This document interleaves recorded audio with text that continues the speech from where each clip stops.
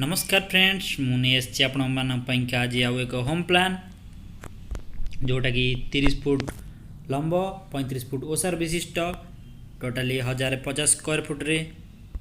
आपण मैंने देखा जदि देखा चाहते ताहले संपूर्ण वीडियो देखी यार संपूर्ण विवरण जानीपर वीडियो देखा पूर्व कही रखुच्छी आपण मैंने जदि आम चैनल नुआ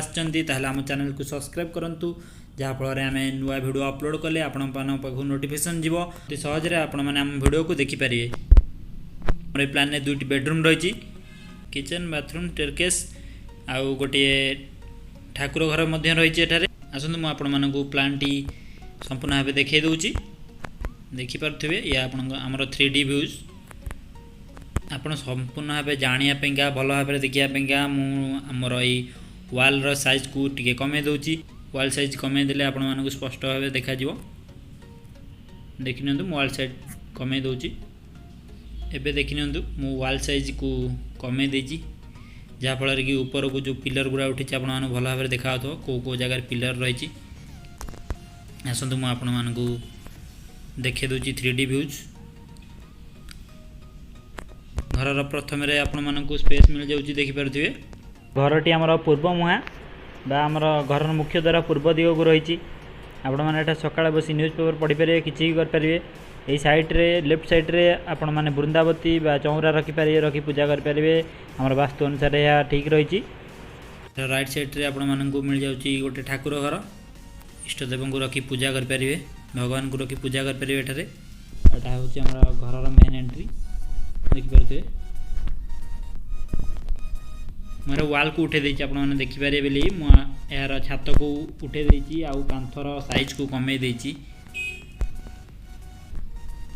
एंट्री कले एंट्री करबा लेफ्ट साइड रे आपण माने मिल जाउछि किचन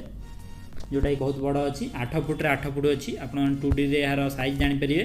एठरे फ्रिज रखिछि वॉश बेसिन अछि एठरे कबर्ड रहिछि आपण विंडोज पाखरे आपण माने गैस चूल्हा रखि परिबे ठीक परथे तापर किचन पाखु लागि रहिछि बाथरूम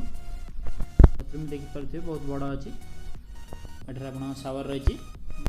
एंटरप्राइज सेटर रही स्टेयरकेस तले बहुत गैप अच्छी कांथर हाइट कम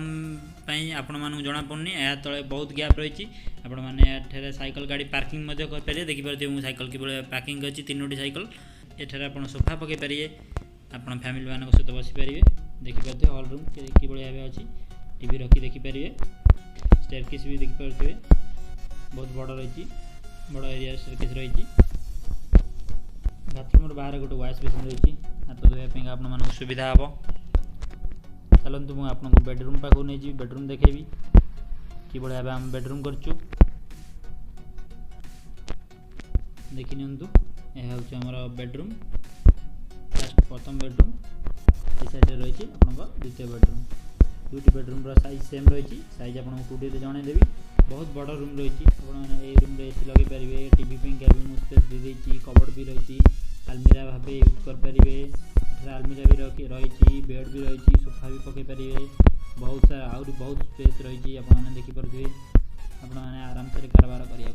यूज करने सुविधा हम देखो राइट साइड बेडरूम जोटा कि आम बैक साइड एंट्री कला बेलू लेफ्ट साइड पड़ुची 2टी बेडरूम साइज सेम रही देखिपे एठारे बेड बेड पड़ी बेड्र साइज भी मुझे 2D जनईबी टीवी भी आप LED बेड रखिपारे देखिपे मुझे सोफा भी रखी आलमीरा भी आपर अच्छी बहुत बड़ आलमीरा भी रही आपको पछ घर पछपट को जावाई बैकडोर रही देखिपे आपटे जापारे आसपारे आपने 3D व्यूज भल भाव देखी सारी समस्त जगार साइज मुझे आसतु 2D रे जनईदेवी जहाँफल आप डाउट क्लीयर हो आसतु मुझे नहीं जाऊँ 2D प्लान को यह हूँ 2D प्लान देखिपे प्रथम जो घर सामना को बारंडा टाइप रहा यार साइज हो 10 फुट 10 इंच बाय 15 फुट रे आप राइट साइड रे गोटे ठाकुर घर रही मुझे आपको कही आप देखी नि यार साइज 10 फुट रे 5 फुट रही ठाकुर घरटी देखिपे आप डोर रही डोर साइज 4 फुट रही मेन डोर साइज आप 5 फुट रही 5 फुट्र मेन डोर साइज रही जोटा कि आप डबल डोर रही था आप 3D व्यू देखिपारे घर एंट्री कलापर लेफ्ट साइड आप रही किचेन देखिपारे किचेन साइज 8 फुट 8 फुट अच्छी किचेन साइज बहुत जोटा कि बहुत भल अच्छी राइट साइड स्टेयरकेस एरिया आप देखिपारे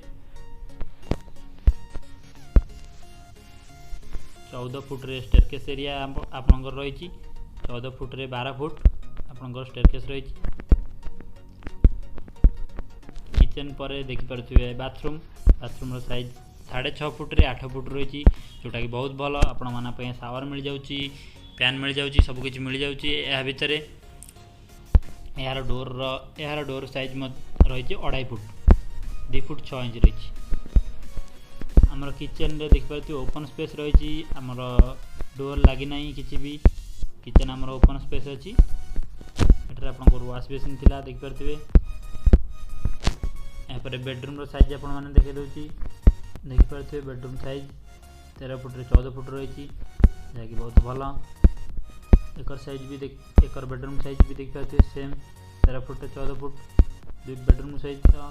हूँ बैक एंट्री डोर रही 3.5 फुट मैंने संपूर्ण भाव बुझीपारे आपने 3D व्यूज भल भाव देखी नियंतु आपने सब साइज जानीपारे एबे 3D व्यूज देखी नियंतु आसतु मुझे आपको घर में केतोटी कलम अच्छी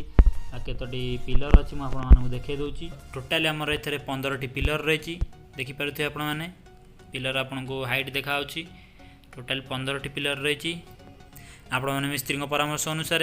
अधिक पिलर दे पारे घर मजबूत पाइका अधिक पिलर दे पारे आम एठारे 15टा पिलर दे रखीचु देखिपारे संपूर्ण प्लान टी आम आपण आगे रखीचु